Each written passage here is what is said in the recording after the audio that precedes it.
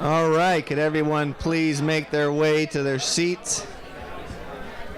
We are gonna get the program started.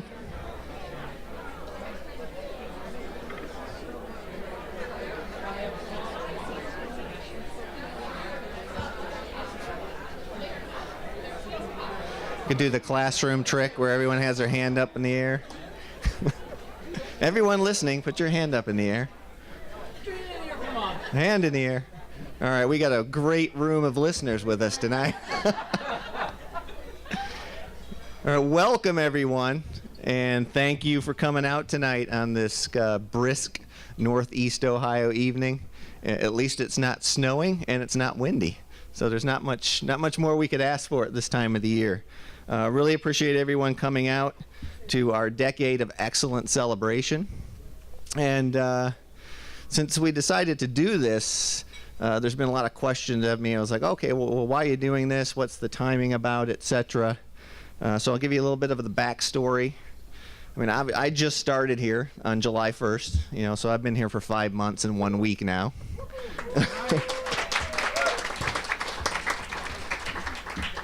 And of course, getting the job meant I had know a little bit of something about the college. That kind of helps.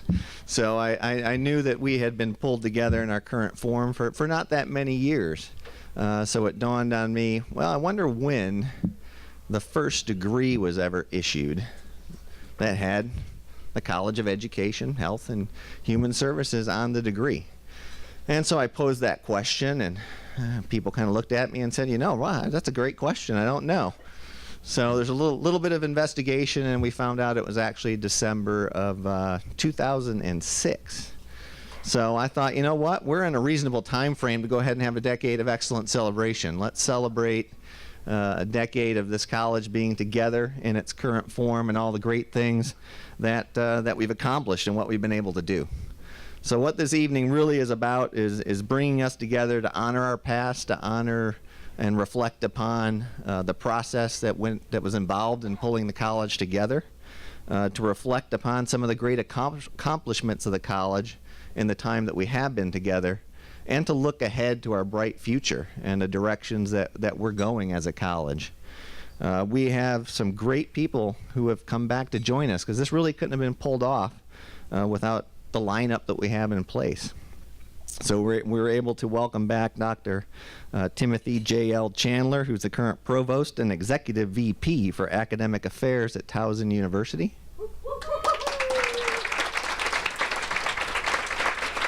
Thank you. I've been used to being booed. Yeah. He's gonna reflect a little bit upon the process of pulling the college together, and hopefully share some funny stories and about that process. And we also have Dr. Dan Mahony, who is the president of Winthrop University.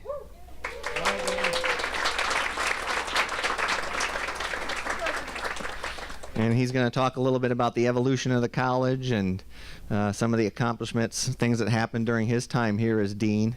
Then, of course, I'm gonna chime in about the future, some of the things that we've been working on, because we've been going pedal to the metal since July 1st. And my leadership team can attest to that. I thank them for everything they're doing, because we've been going, like I said, 100 miles an hour since day one. Then we are going to get to hear from 4 past as well as a combination of current students in our college who are going to be able to come up and share some stories, some reflections of how the college has impacted them and what they're doing in their lives and in their careers and futures right now. And then we'll wrap it up. I'll pull this together and share some numbers about our Giving Tuesday and another nice gift that we currently received recently, and then head us on into the evening. So to get us started for tonight, I'm going to welcome up our very first speaker, official speaker, Dr. Chandler.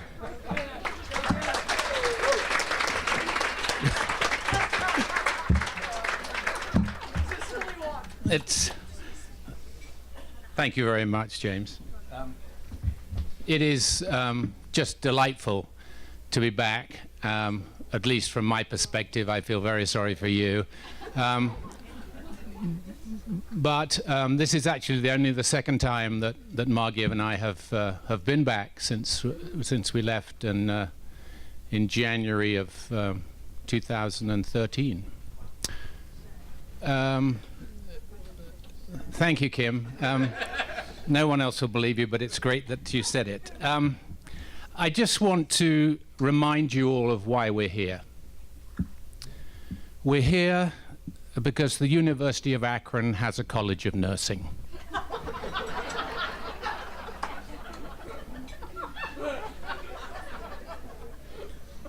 I'll explain that later.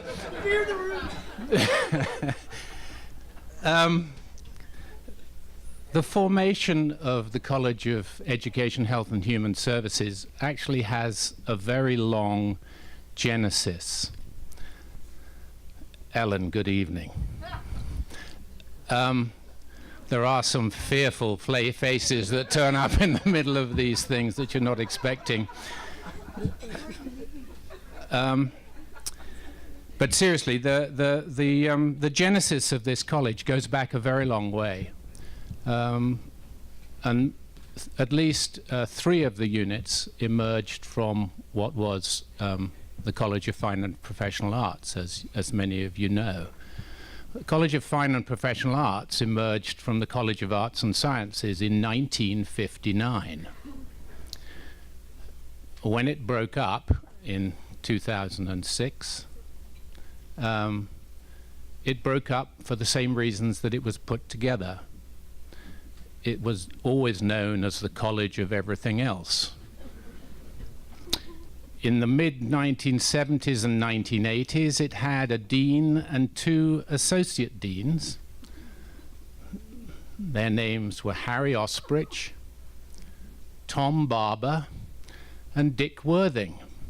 And the story goes that any Tom, Dick, and Harry can run a college.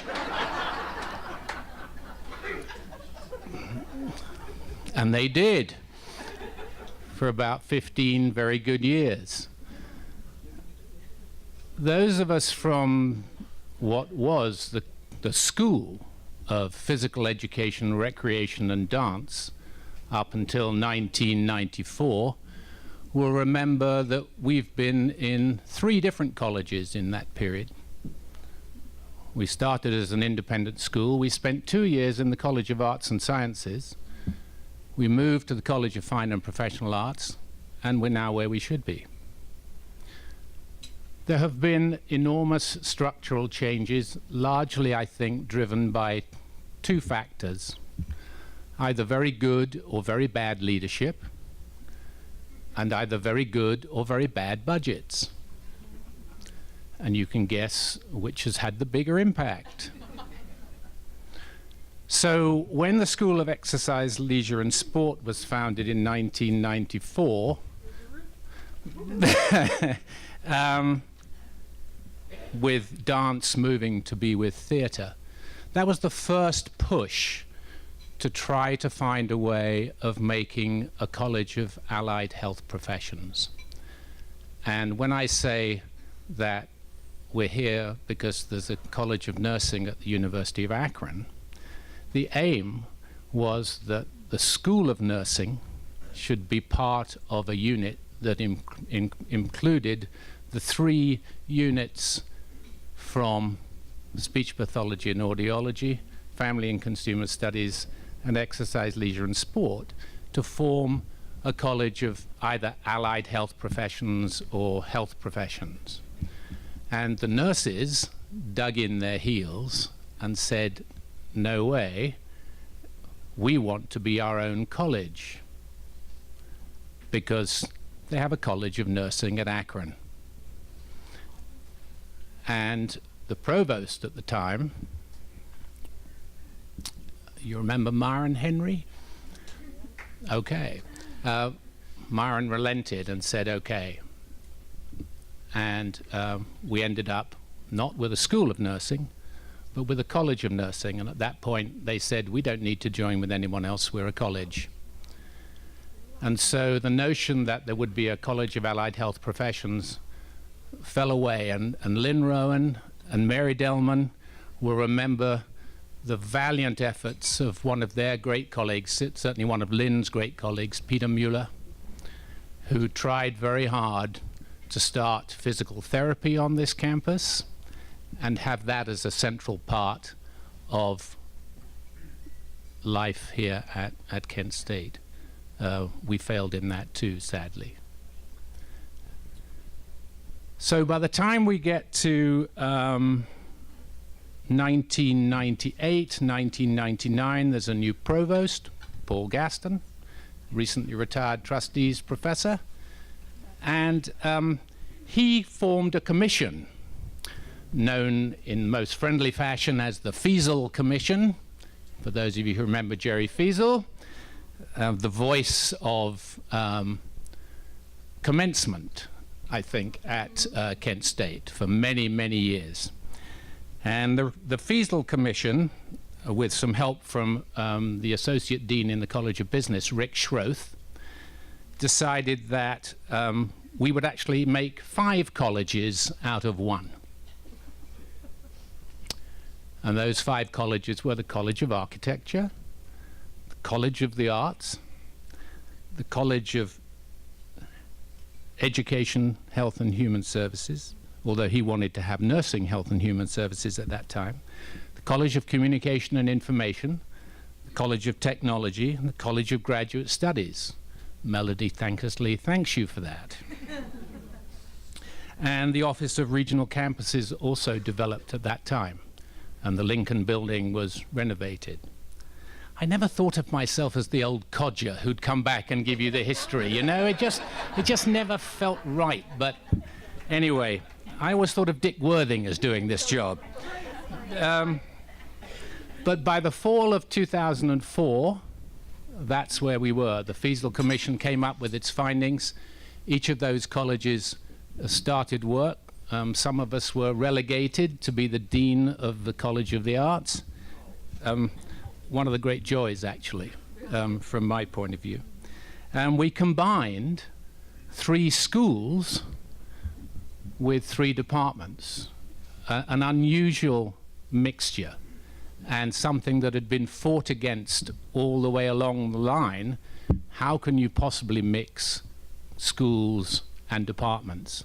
And one of the great things that David England, the legendary Don Bubenzer, and Dan Mahony achieved was to bring 3 departments and 3 schools together in this vibrant, lively, vigorous way that has led to 10 really very successful years here.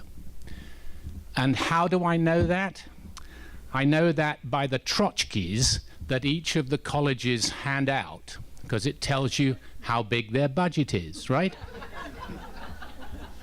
So I just happen to have with me some tchotchkes that I dug out of my lockers at Towson. And this is what, on the basis of their great success, the College of Nursing was able to afford for their faculty. The College of the Arts, by the way, couldn't afford anything, so didn't, and as their dean, I know that. This is the College of Communication and Information. If you remember, the imposter dean, Rick Rubin, this is about his size. His boss, my good friend Jim Godino, who is now the president of Central Washington, said he would send me a proper sized one, but he hasn't done so. But here's the real winner. The largest, most plush piece of equipment you've ever seen. It has a gold-plated pen and a calculator inside. Not to mention paper, by the way. Isn't this lovely? I've kept this all those years tucked away in my locker. I valued it so highly. Seriously, the success of this college has been because of its great leadership, and I salute my colleagues from way back. And if you read, as I did, the Kent Stater online, just to make sure that my facts were correct, you'll see that some of the most quoted people on these issues are Rhonda Richardson, Connie Collier,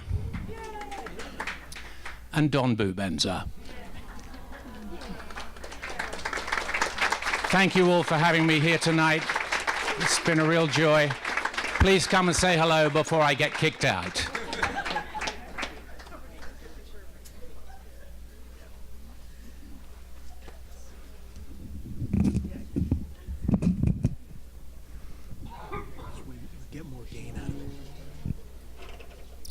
Okay. We're now going to welcome up Dr. Dan Mahony. Now that we've been warmed up, we got the warm-up act. He's used to following a provost.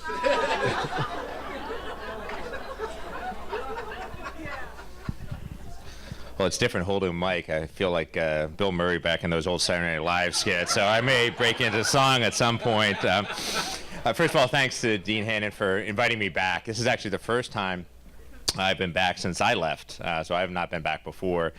Life as a president is a little bit busy, and I'm actually flying back tomorrow morning early, if I can get through the snow, to see my son Gavin wrestle. It's his last year of high school wrestling, so between the kids and everything else, it keeps me really busy. When I see Tim, I have to reflect back on when I first got here. You know, when I first got to Kent State, one of the things I thought about as a dean, with a group of a lot of deans, that it's best to stay out of the fray, to sit back and let others take a lead role who've been here for longer. So we had at the time Jim Gaudino, Tim Chandler, and George Stevens, who are all veteran deans, and I thought I'll sit back and let them take the lead. 6 months later, they had all moved on to other positions, and I was one of the longest serving deans on campus 6 months in. So if you look at my file at Kent State, I have an official letter of reprimand that if any of you have any friends in HR you want to get in touch with and would like to get that taken out of my file, I'd really appreciate it. I really do have a letter of reprimand for my behavior during that period. So,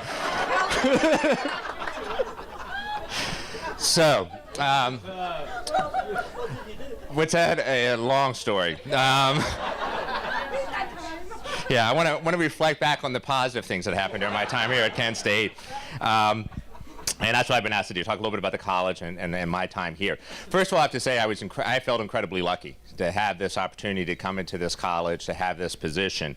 I've been looking for dean jobs for a couple years, and when you're trying to find dean jobs as a sport management faculty member, that is not a very easy thing to do. In fact, no one at the point I got the job here who had a doctorate in sport management had ever been a dean of any college anywhere in the United States, so I was fighting a really uphill battle. And I have to say, when I first got the opportunity here, and came to campus, and one of the things I used to say a lot in my early speeches was, this is the only place in the country I applied to that year. And boy, did that sound really good. Here's the truth. This was the only place I could have applied to that year. I had no other option. So it wasn't like I had decided. The only time I'd ever been to Kent State before I took the job here was to watch them play football against Cincinnati. And watching Kent State play football is not a reason you'd want to come here. So that was not a selling point at all. So it was really, you couldn't find a lot of places where having a doctorate in sports management. But here's the unique thing about the way this all came together. Is this college, when they had come together, obviously a lot of it was assumed under the College of Education.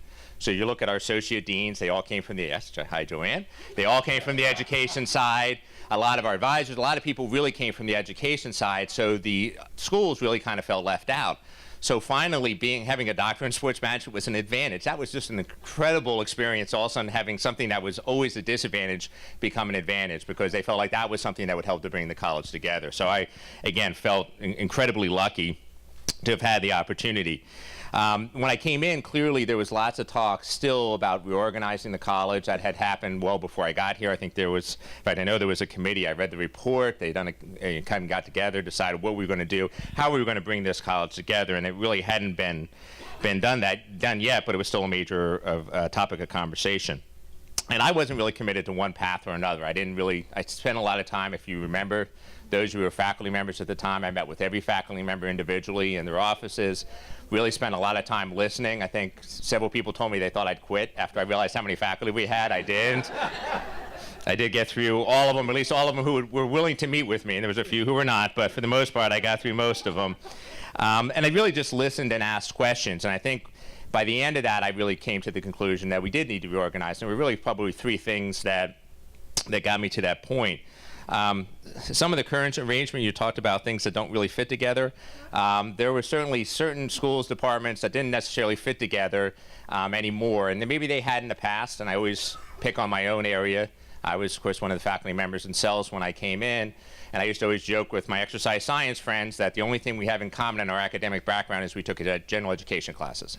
Beyond that, we have done none of the same studying, none of the same topics, and yeah, we're historically together because we started in a PE, but over time, we really have merged into different areas. And so, kind of historically where things were going, that was not the only one, but there were certainly several of those. And sometimes issue number one created sometimes, I think, some unnecessary conflict that kind of was a good time to, I think, reorganize a little bit. But probably one of the biggest things that I found when I came is I would often ask questions. How do we do X?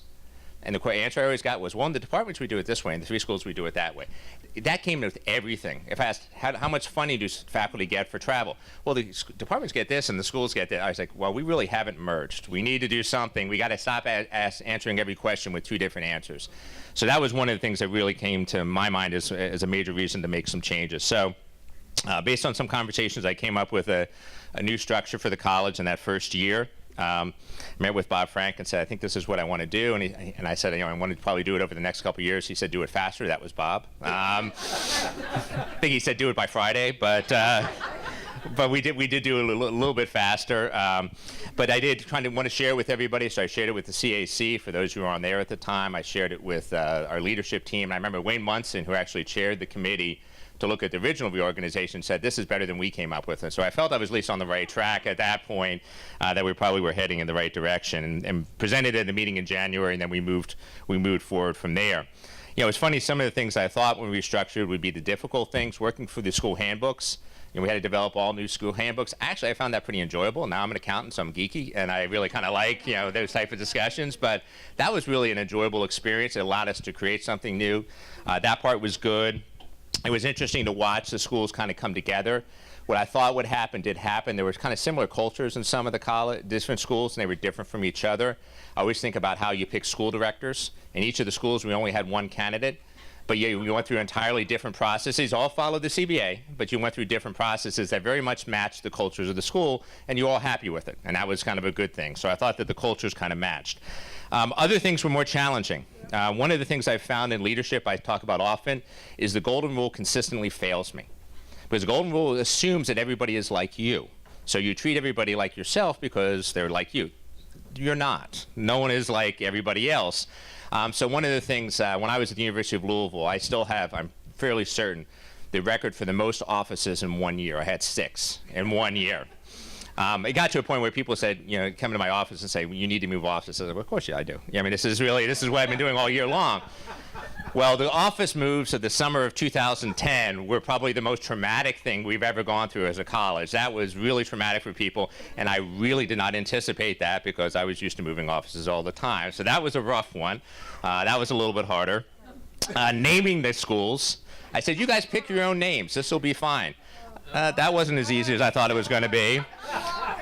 My favorite was still the School of Foundations, Leadership, and Administration.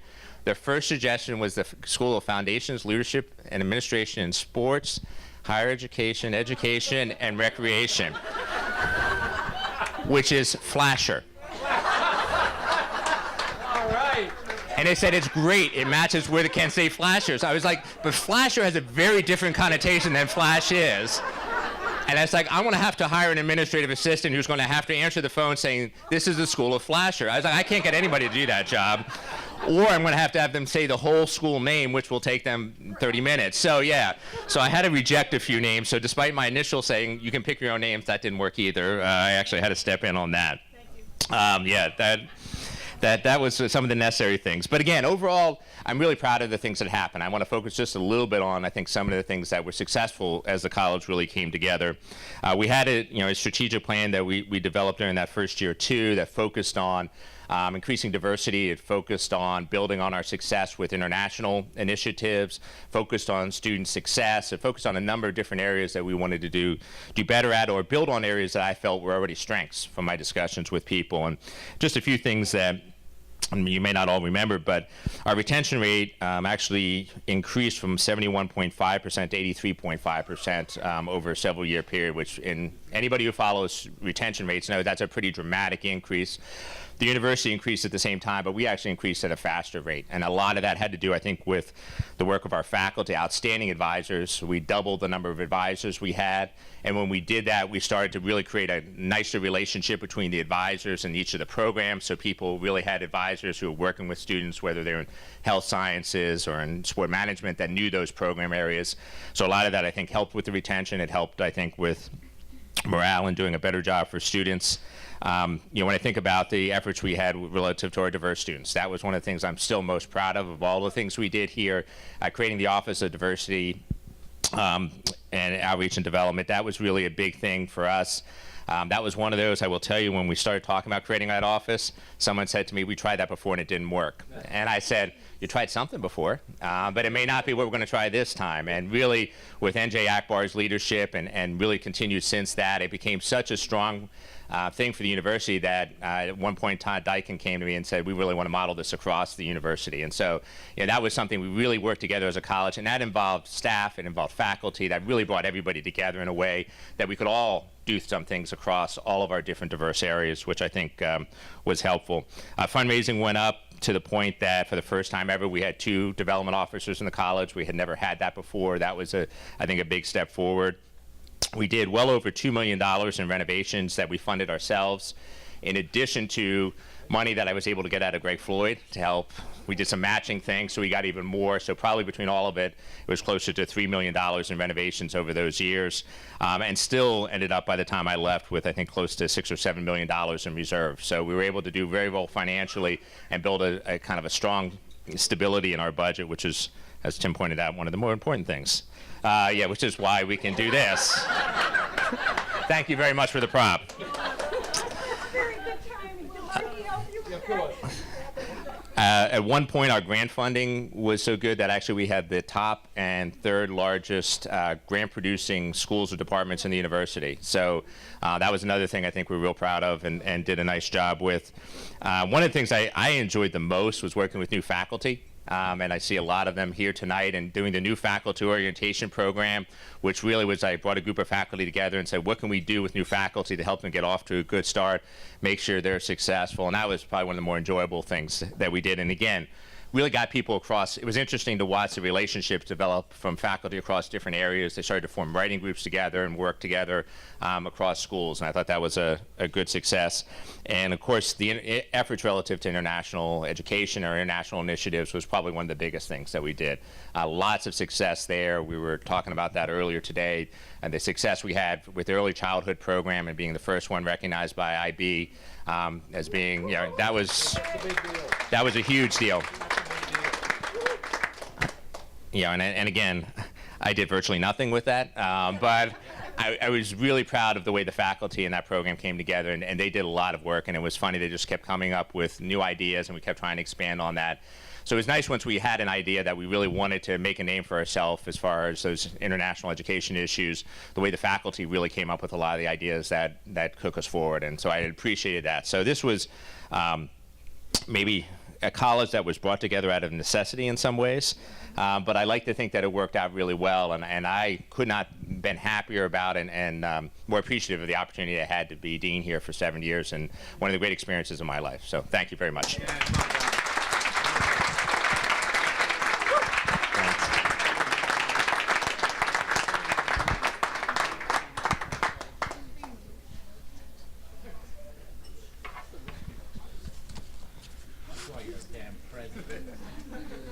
Yeah, well done. Man, I got to follow those 2 guys. Usually I'm the funny one. At the Hall of Fame, I was like the stand-up comedian. I was like, you're like Adam Sandler. Here, it's just, I'll be the dry guy tonight, so. But as I mentioned earlier, I'm 5 months and 1 week into the deanship, and feel very fortunate to have been able to come in and take over this college, because the work that has been done leading up to this time has obviously been tremendous. We've had a lot of great accomplishments. You can see the things that Dan mentioned and talked about. our international focus, just the research. We're still the number 2 consistently. It'd be nice to be number 1, right? Yeah, but all these things we're still doing these things. We're still great. But there's a lot that we can do better, right? You're always building and you're growing towards the future. And one of the things that I did, I spent a lot of time when I first got here going around and meeting with people and talking, getting input on what they think we were doing well and what are things that we could do better. I still am making my way around because this is a large college. So I made kind of my first round right away, and I'll be making another round of talks to another group of people early in the spring. But one of the things that really came forward was the need to tell our story, to communicate what we're doing, because the college has evolved and we are accomplishing quite a bit. But maybe not everyone knows that as well as they should, not only outside the university but also within our own university. So some of the things that we've been working on, and it continues to be a work in process, is all designed to help tell that story better. And one of those things is really another strategic planning process. Dan mentioned how the strategic plan when he first got here, and that's been some time now, right? We need to revisit that. The university has a new strategic roadmap that's been in place for a couple of years, and we need to show how we connect to that. So one of the things that we've been doing is engaging in the process of a self-study here in the fall that is going to lead itself to some external reviewers coming in early in the spring term. So we're nearing the end of our internal completion of assembling our study. I know a lot of people probably got a link to a survey to fill out. We are collecting information from stakeholders. And Eric Eckert, where are you at in here? You light up my life, because I was reading that preliminary document you sent me before I came over here, and I was sipping some wine and crying in my office. You were just incredible. I just can't live without you. So thanks for everything that you're doing. But that document, it's almost prepared. We have 4 great external reviewers coming in from who are deans or higher from Texas A&M, LSU, West Virginia, George Mason University, who are really excited to come in here in the spring and February, early February, the 12th through the 14th. Well, spring term. You're right, it's Ohio, it's Northeast Ohio, it's not the spring. We're about 3 months away probably from the spring, hopefully. I'll find out, right? Yeah. Yeah, I'll bring a shovel. Yeah. Yeah, I might need to buy a snowblower. I've never had one of those. I've always shoveled. So I'm going to take a hint on that one, right? But they're going to come in, give us some great information, I hope, which will help us. That's going to kick us off to the next process, and that's us really then taking that information and planning our future. So in the process of telling our story, we're continuing to write our story. That's an opportunity for us to determine our direction for the future. It's very important in our internal communications because it's going to give us a way for us to connect directly to our university strategic roadmap. We can demonstrate quite clearly through data how we're contributing to the university. Very important in telling your story inside the institution, especially as things become tighter, right? Budgets become tighter, and it's really important to show how you are contributing to the university's overall mission when resources become less available, right? So that's really important for us, and external. We want people external to know the great things that we're doing, and we develop our roadmap. We want it to be visible, and we want our accomplishments to be visible. And so that's all a part of that process.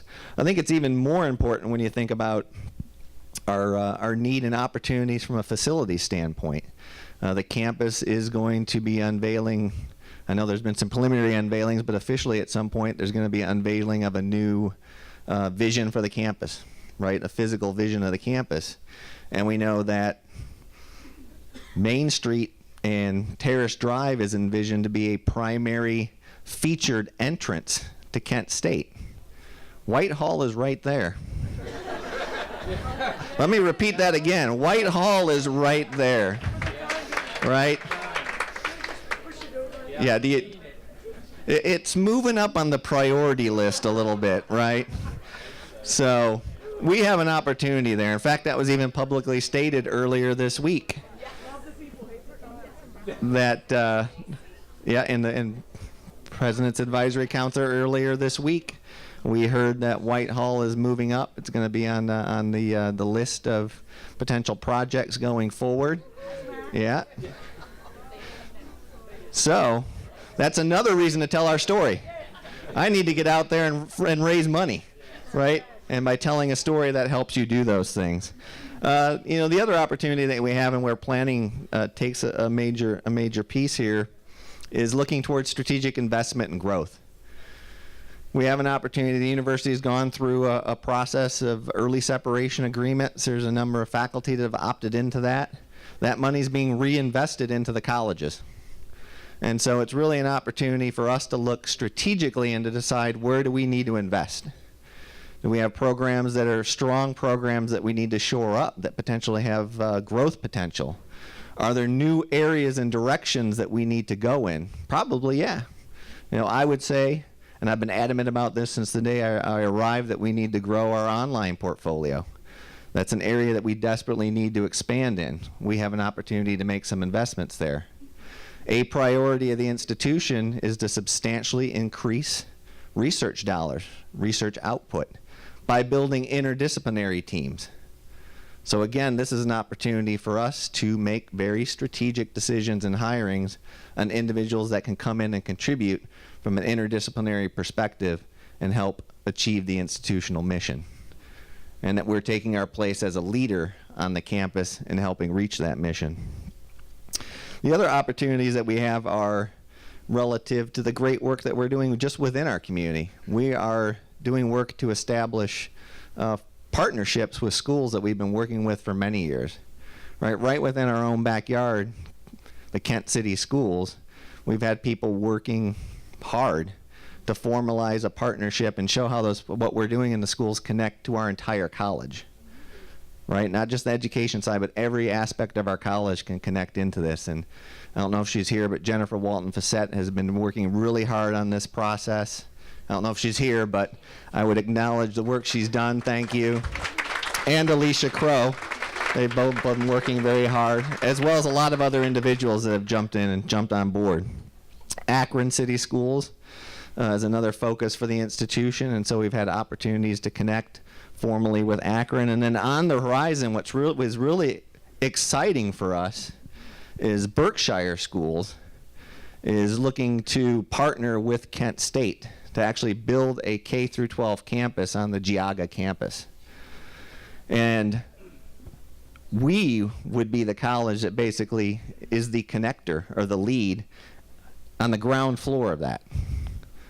So we have people that are actually going out there in January as part of a curriculum mapping, a graduate profile process, which is very early. Like, this is about a 3-year project as you look down the road. But we have the opportunity as a college to have input as to what this facility is going to look like. And it can really become a lab school for us and connect and contribute to all of our various programs across our college. So again, just a great potential opportunity for us as we look to the future. Another area that we're growing in, and we've had some very early success actually this week on Wednesday night, our cohort from Saudi Arabia, who were here for a cultural exchange program, completed their certificates. We had 20 Saudis who completed their program on Wednesday night. We have 40 more coming in January, probably at the end of December, but starting in January, and they're going to be here for an entire year. So international partnerships is an area where we're growing. And we've recently made some connections, and there's opportunities in Nigeria. I think Steve Mitchell, I guess you're probably going to be heading to Nigeria. Yeah. I'm coming back. And coming back, yeah. I told him I got a 5-year-old, so he's going, and I'm going to stay here. But we have some great opportunities there, potential for distance learning opportunities. So our roots, right? You can see how we have very strong established roots within our local community, doing great things. But then we also branch out internationally, and that's very important in today's age. It's very competitive. There's 89 other institutions just in Northeast Ohio between public and private that we recruit against. There's fewer students graduating from high schools in the state of Ohio and the surrounding states. So it's important for us to connect very strongly locally, but it's also important for us to branch out across the world and lose our boundaries through online opportunities and connecting internationally. Some other things that we're working on is just our social media presence and our web presence. So everyone in the leadership team would attest, probably every meeting they're wondering, I wonder if Dean Hannon's going to harp on our website and our social media again, because it's something that I continuously have been bringing up all year, that we need to abide by the 2-click rule. We have this enormous website. We need to clean it up. We need to make it more user-friendly to Generation Z, because if they can't get to it in 2 clicks, they're gone. But they can find something that they're interested in within 2 clicks, they actually will stay engaged for a while and do research. So that's something that we are working on. You can't see it now because you see what's currently there. But in the behind the scenes, we have people that are working on that, building a cleaner template and something that's going to be more user friendly, with a focus more on our programs first and our alumni and friends section, and doing this in phases. And then social media in general, it's really been a big push of mine to utilize social media to get stories, video clips out there, and they don't always have to be these massive professional quality productions, right? So some of you may have seen the Around the College video series that we kicked off, that I got to be the star on the first three videos. That's a fairly low tech. It looked good, right? But that was filmed with Beth, where are you at? That was filmed with like that was filmed with that cell phone she has in her hand and a little portable mic. So, and it came out pretty good. And we've had a lot of hits, right? Because I like to track the social media metrics, and this past month, those were big, big hits. So doing little things like that really help us. And we want more of those. So if you have ideas, anyone in the college, you have some fun ideas, want to pull some students together and come up with some really cool 2-minute, 2.5-minute type clips that we could do on social media for Around the College, let Beth know, right? We want to keep these things going. It's not just me. I don't want to be the center of attention on these things. That was the kickoff. This is all about all of us. So I want everyone to get involved. And Around the College, or around the Reading with the Dean tour, I kicked that off this year, and that's been really good for us, because every school that I've been able to go to, there's been exposure. Right, there's been somebody out with a camera from the press taking a picture, putting something in the paper, and that's good for our college. Just getting out, connecting with the community. So all really good things. And then something that I'm really excited about. So I put some leads out there and entice people by saying I had a big announcement tonight. There is a big announcement tonight. Who knows, or who's ever heard of the actor Rob Lowe? Anybody? Anybody know? Anybody know Rob Lowe? Okay. Right. So he's kind of done a few things. A few. Right? One of the projects, he's doing a lot of television now, and so one of the projects that he's been working on or been associated with is something called Success Files. Has anyone heard of Success Files? It's on PBS. A couple people. Yeah, you have some inside knowledge. Yeah.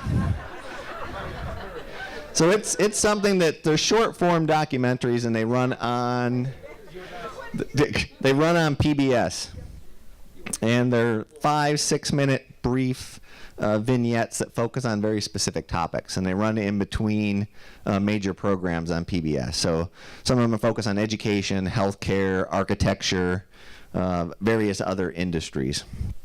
Well, I got contacted by a senior executive producer for Success Files with Rob Lowe. And I looked at the thing and I thought, what the heck is this? It's like, okay, they're going to ask me for like $1 million or something, and it's going to be a scam. And so I looked it up, Success Files with Rob Lowe. It's like, okay, this actually looks like it might be legitimate.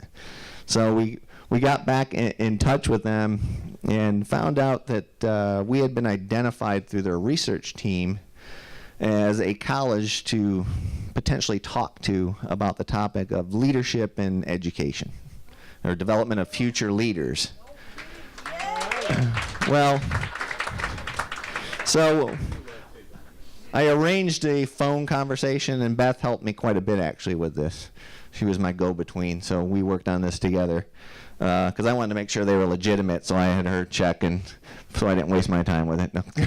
But once we figured that out, we arranged a time to talk, and I pulled a few people in who I thought could help speak to the topic, right? Because I'm not an expert of everything. This is a huge college, so I wanted to pull some good people in, and so Martha Merrill, is she here tonight? She came in to this conversation. Mark Kretovics, I know he's here because I saw him earlier, came in. Alexa Sandman came in, and Beth and myself were on this call, and we started talking, and the senior executive producer said, well, I don't know anything about you, right? I just took the recommendation from the research team. I didn't look at your website. I don't do that. What I do is I talk to people, and then I look to see, does this story move me? Is this something that I think would be of interest to our audience? And so as we talked, kind of the international aspect of our college started to come out. The IB program, the stuff through that we knew, the legacy of Gerald Reed and the Reed Center, our Child Development Center going for the global school designation. All of these things really stuck and moved the senior executive producer, and we started showing how it connected across our college. All of our schools have some kind of international programming or focus going on. And so it felt like to me that they wanted to commit to us, but it was a competitive process. There's 7 involved here, 7 other institutions. But the one thing that led me to believe that we would probably be number one is that she said, you're the only dean that actually pulled together a team. She's like, when other places I've called, I've just spoken to the dean. She's like, so it's really impressive that you actually pulled a team together, and I can feel the motivation from that team and the passion. So that was very helpful. Yeah.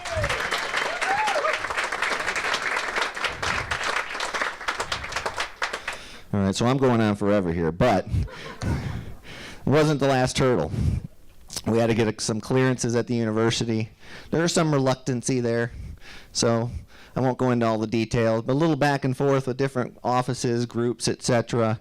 Eventually, I got the okay at like the 11th hour. They needed a 1-week decision, and I think I let them know like 4 hours before the deadline or something that we were in and we could do this. And they got back to me and they said, you're our number one choice. You're who we want to work with.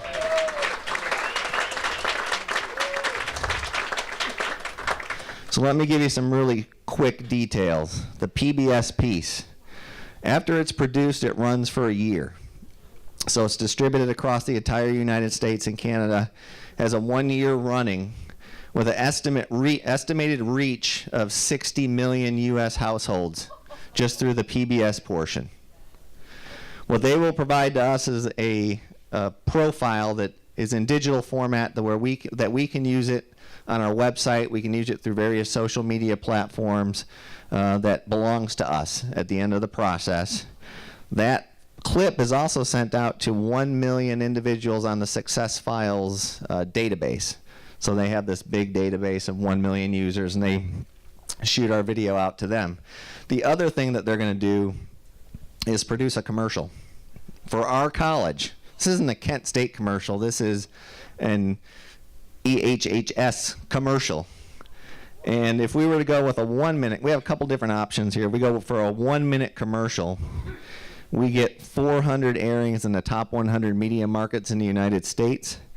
And our options are CNBC, NBC, CNN, Headline News, Fox Business Network, The Learning Channel, Family TV, Discovery Channel. We get to pick where we want to be and what program we want to be connected to. And so the estimated reach with the commercials is 84 million households. So now the cumulative reach here is astronomical. If we were to go with a 30-second commercial, it gets 400 airings or 800 airings in the top 100 media markets. So it's either 400 for a minute or 800 for 30 seconds. So that's serious exposure. And it's for our college, right? How often do we get that?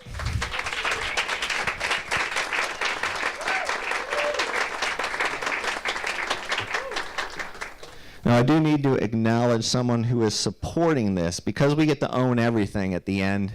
We own the commercial, we own the documentary. To go forward with it, there's a slight underwriting charge. which isn't terrible. And the good news is that Roger Reed,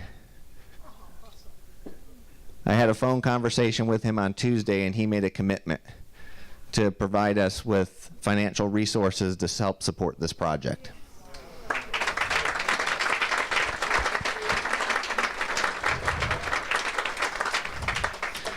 So that's my big news.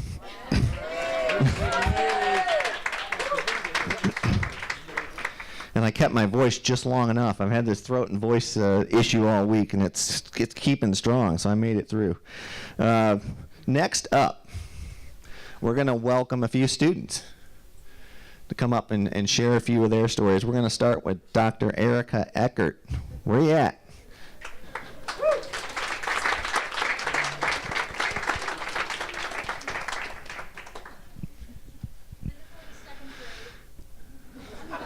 Wow. That's a high grade. I'm impressed. It's all yours. Thank you. And who am I inviting afterwards? Okay. For those of you who don't already know me, I have to have a note card or I will start talking about accreditation. I'm only allowed to say it like once. So here's my official statement.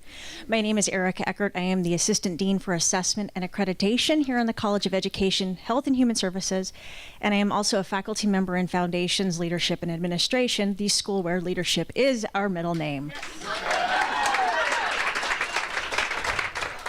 Shout out to Kim Schimmel, who came up with the idea. So I was asked to come talk about my experience, and I feel like this is like a bridesmaid speech, so I'm sorry in advance. And I've only ever been asked to be in one wedding, and I've never gotten a repeat invite, so you can tell how this is going to go. So I'm going to tell you how I ended up at Kent State and why I work here today.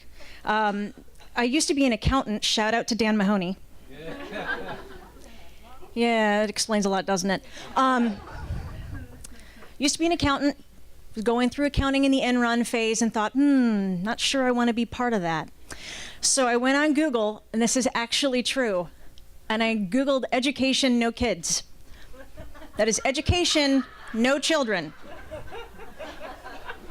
Because I wanted to work for an organization that did a social good, but I'm not really fond of anything under the age of 18, which a lot of people could learn from. So I'm doing this while I'm at work during tax season. It's like 6 o'clock in the morning. And for those of you who heard the story, I'm so sorry. I think, well, I'm going to forget in about 20 minutes that this is what I wanted to do, because that's the phase I was in at that point in my life. And so I decided to call the program coordinator at the time, Steve Thomas. Who answers the phone? It's 6 o'clock in the morning. For those of you who know Steve, this is not a surprise. And so like any prospective graduate student, he says, what do you want to do? And I'm like, just not what I'm doing right now. So he says, okay, apply. Write a goal statement. Well, that'd be good if you knew what your goals were. So I write some convoluted metaphor about like a car and it being able to drive real fast but not know where to go. Side note, I know nothing about cars. That was a really bad idea for a goal statement, but it worked. And so I came into the College of Education, Health and Human Services, which was just a college of ed at that point, no disrespect to the ed people, in 2003. And in that time, I came in originally when I was teaching, leading in curriculum studies, the TLCS school. I actually helped, Tim, with the college conversion because they were like, what crazy person in their right mind would recode thousands of files? Me. For those of you who work with me now, you're like, oh, of course you did, because that's what you would be enjoying. Sit there and recode files all day. I did that. It was awesome. Summer of, 07? It was great. So anyway, I helped with the college conversion process, so I will have to say I did not know anything else about it other than I'm going to switch a bunch of codes from ED to EH. That's fine. So through the higher ed administration program, which is what I was going to school for, I really did find my purpose. I originally wanted to be an academic advisor, and for all the academic advisors in the world, be glad I didn't. We would not have the 82% retention rate if I was an advisor. So I landed in assessment, which, believe me, sounds boring. It's measuring student learning objectives and managing accreditation processes. But compared to being an accountant, it's a thrill. So, again, Dan. Yes. So I guess I'd like to thank the college. I'd like to thank the faculty within for letting me fly my freak flag however I wanted to. Thank you. And recode files and listen to loud music and compile data on student learning outcomes and embrace my love of pivot tables, and the faculty that tolerated me throughout, and the staff members that have been so accommodating, and the administrators who have supported me this whole way. I wouldn't be who I was without going through the master's and PhD program here. I have met the best people, and I am so grateful every day. So thank you so, so much.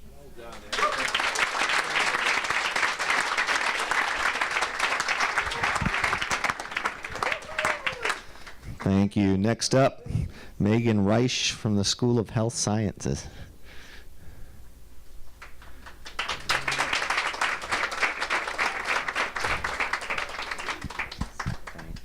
Okay, I'm using the note cards too. I like that idea.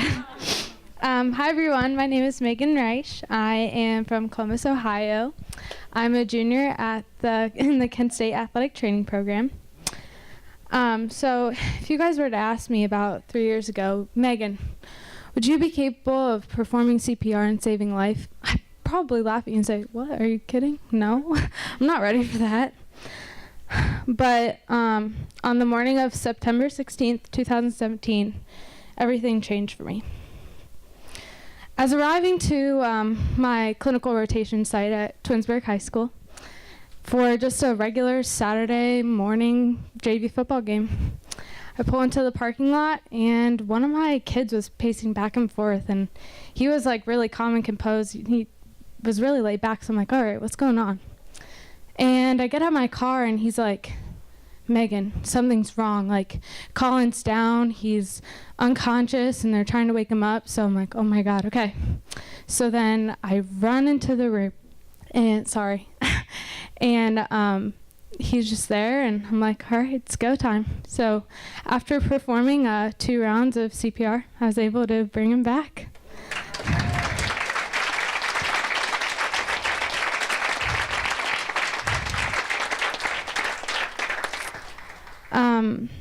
So through this whole thing, I realized that because of all the training that prepared me, I immediately, when I walked in the room, I felt a sense of focus, and I felt my adrenaline, but at the same time, I was able to keep myself all there. And I think that's all because of the training that has prepared me in my classes. I mean, we do unconscious down competencies and just quick response training. They're like, all right, you have 5 minutes, let's go. You got to do this at this time. And if not, then, well, your fake person's dead. But no, this is the real thing. So thankfully, my 3 years of hard work paid off.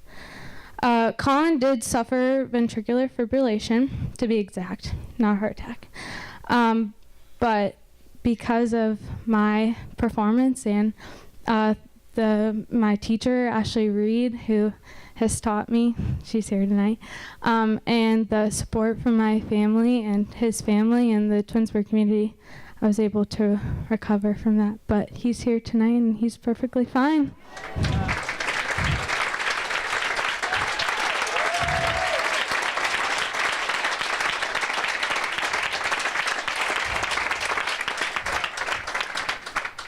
But through a situation like this, I realized that what I'm doing is what I love, and I'm so thankful to be here tonight and share my story with you all and show that Kent State does have a huge impact on their students. So, thank you.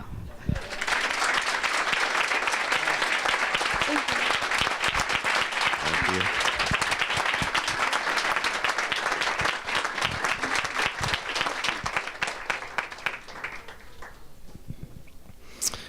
we now like to welcome up Ms. Stacey Litam from the School of Lifespan Development and Educational Sciences.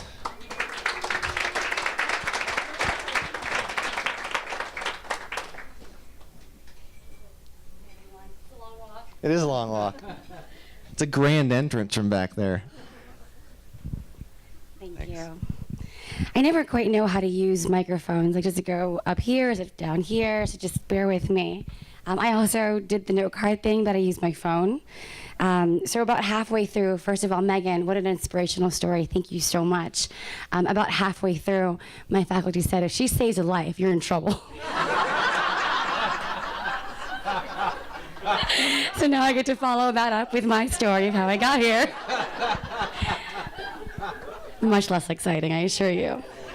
Okay. Good evening, staff, faculty, students, and alumni of the College of Education, Health, and Human Services. What an honor it is to have the opportunity to address each of you tonight.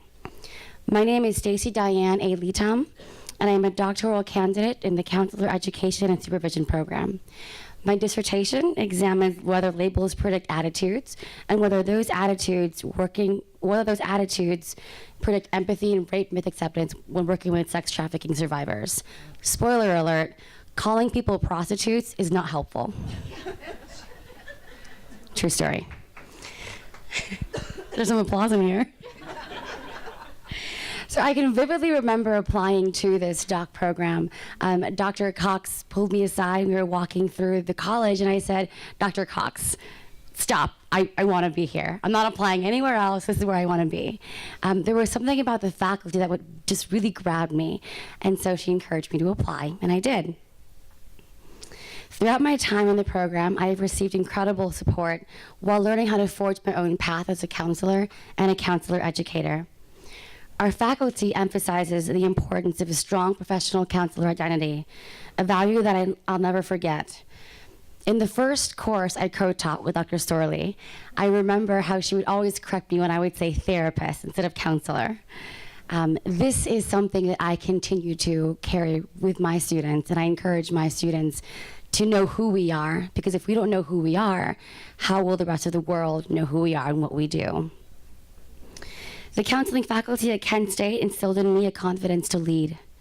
I never thought of myself as a strong researcher, and in my first semester in the doc residency course, Dr. Cox encouraged me to apply for a GA position in the research department. My first thought was, I'm not that kind of Asian. Can't do the numbers.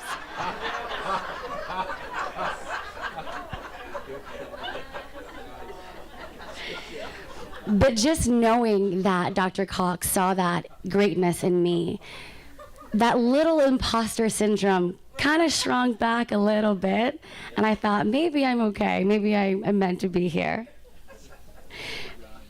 Thank you. Dr. Gensius, I remember a conversation we had at the end of my first course in the program. He said, you don't have to pick one specialty. You can do it all. And this was the first time that someone told me that I could have multiple research foci, something I'd never thought about.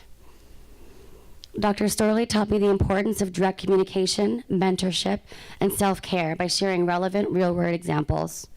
She gave me the feedback and support I needed to feel more confident in leadership positions, and her authenticity as a counselor educator and person has greatly informed my own pedagogy and student interactions.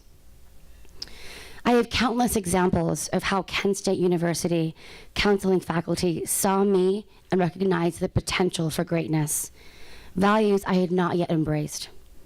It is moments like this when people are seen and validated for who we are and the unique strengths we bring that we are able to affect change.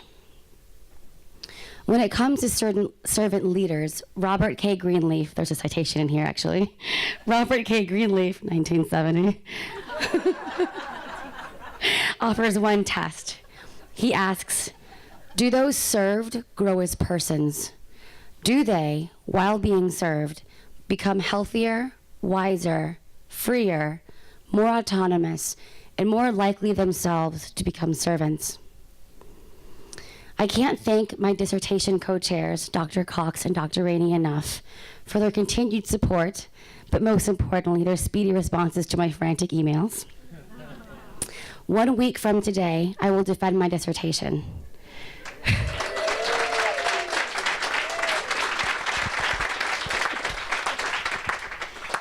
My hope is that I will use my doctoral degree to continue advocating for the needs of underserved clients and students while promoting the needs of sex trafficking clients. In February, I will be conducting research in Nairobi for 2 weeks to better understand the global influences of human trafficking on the global scale and to help create a community mental health center that focuses on empowering survivors of domestic violence. This past fall, I joined the counseling faculty at Cleveland State University as a full-time professor.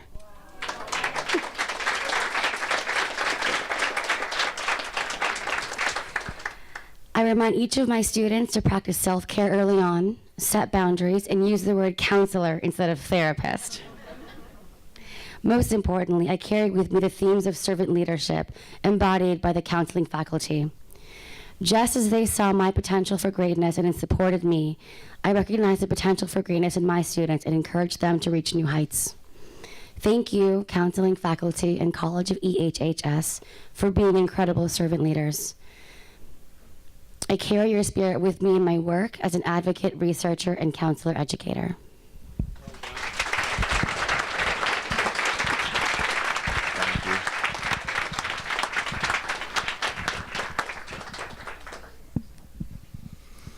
All right, now we will welcome up Mr. Deven White-Revere from the School of Teaching, Learning, and Curriculum Studies. There you are.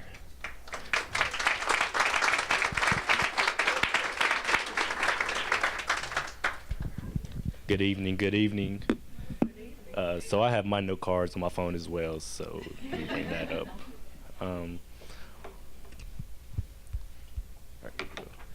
All right, so first, my name is Deven White-Revere. I am a middle childhood education major with a minor in math and language arts. I also minor in digital media productions. I'm from Columbus, Ohio. I am a vice president of a fraternity. I am also president of an honor society. I'm also a secretary of another organization. I'm a student assistant. I'm a lot of things. But with the help of DOD, such Daniel Nelson, Felicia Johnson, they pushed me to do things that I would never think of doing. They showed me the way to be comfortable with being uncomfortable. So being up here, I'm very uncomfortable, but just with the opportunity that they gave me, I am able just to be here. And the reason I chose education is because there is a lot of kids from back in Columbus, Ohio who struggle, who suffer from poverty, who suffer from depression, who suffer from things that people won't even think a 14-year-old or 8-year-old would suffer from. I come from a community who suffered, and the schools suffered as well. The resources that the schools had were terrible. Imagine trying to write a paper with computers that don't work. Exactly. Try going to school with teachers who are only there for a paycheck. Exactly. I chose education because, one, I didn't even know I was going to come to college. I chose college, honestly, for a girl. Closer? Okay. I chose college for a girl, and honestly, she didn't even come to Kent. Fun story. But with being here, I learned to be comfortable with the uncomfortable. I learned to push others when they don't feel like being pushed. And what I want to do with this teaching education degree, I want to go back to Columbus, Ohio to teach the kids who suffer the most. The kids who, thank you. Thank you.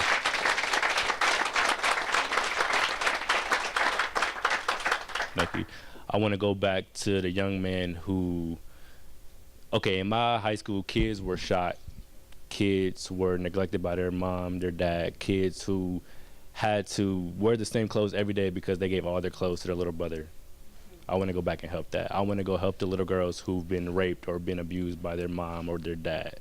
I want to be that big brother that they never had, or that father figure that somebody needs. I want to be that push that Felicia gives me. I want to be that push that Daniel gives me. I want to be that to somebody else. I want to be able to, for somebody to come from a place that nobody will allow them to grow. I want them to grow. I want them to be able to come to events like this and speak to people like you guys and say, I can make it.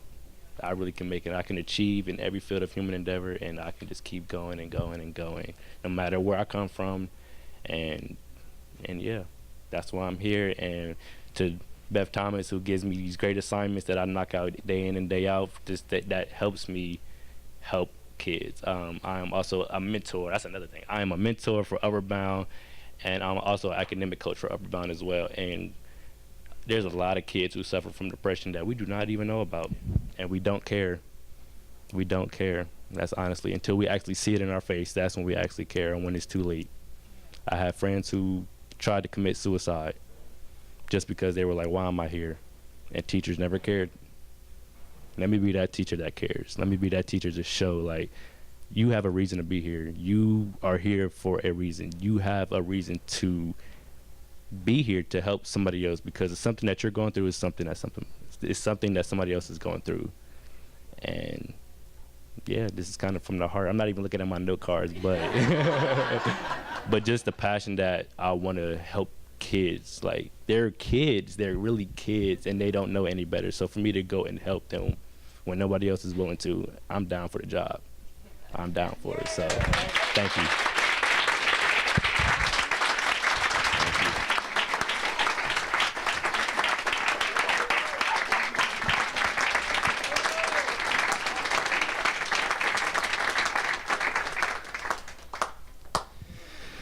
Well, those 4 stories that are shared with us, that's really why we're here, right? That's really what it's all about. And not only what we can help you with, but then you go out and you pay that forward into the communities. You give it back. And that's really the true impact of our university and our college. So once again, thank you for coming tonight, and thank you for sharing your stories with us. Can we give all 4 one big round of applause again?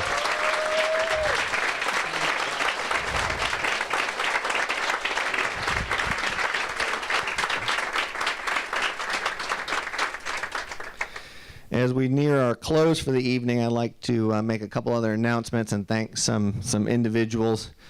Brittany and Kendra, can you both stand up for just 1 second? I know you didn't want me to tell you to stand up, but you have to stand up anyhow. So it's all fair game. This is our tremendous advancement team in the college, and without them, it'd be really difficult for me to go out and get anything. Funny story. I should share this story. No, you can't. You got to stand up while you share it. So, like when I was first here, and we were one of our first meetings, I think you were sharing some numbers, and I thought, well, yeah, that's pretty good, but we could do better. And then she said, "Oh, that was the university, not the college."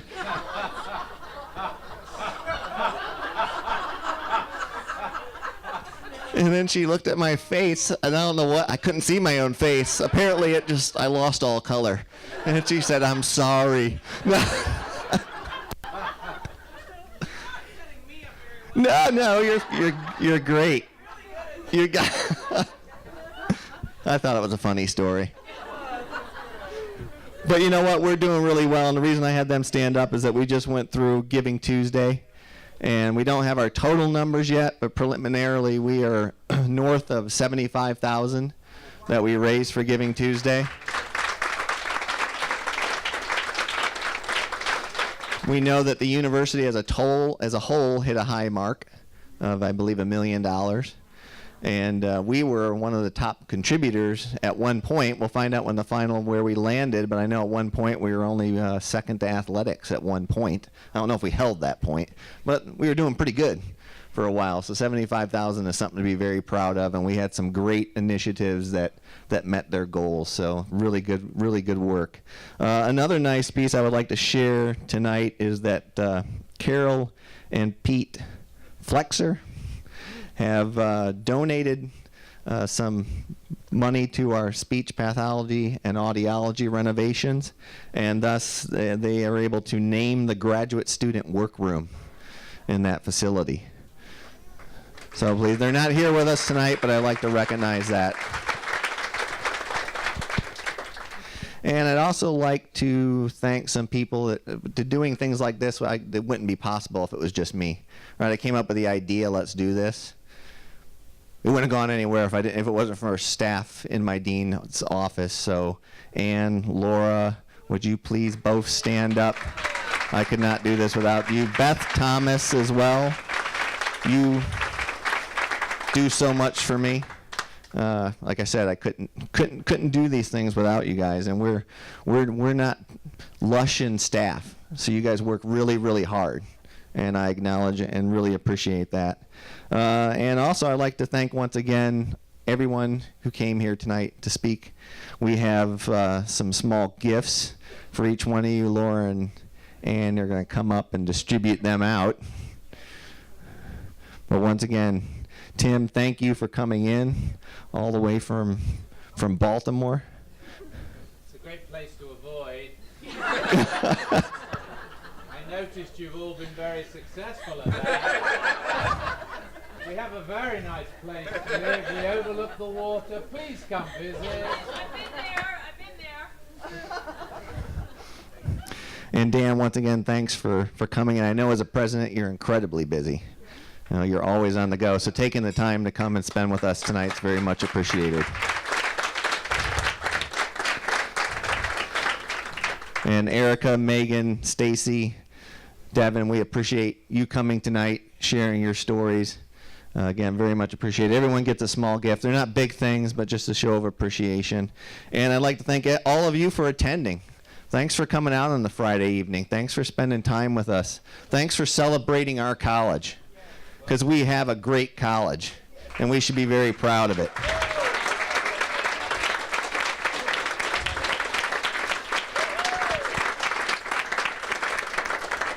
So enjoy the rest of your weekend.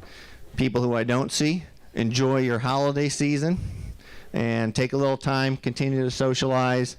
Again, enjoy the rest of the night. Thank you. Thank you.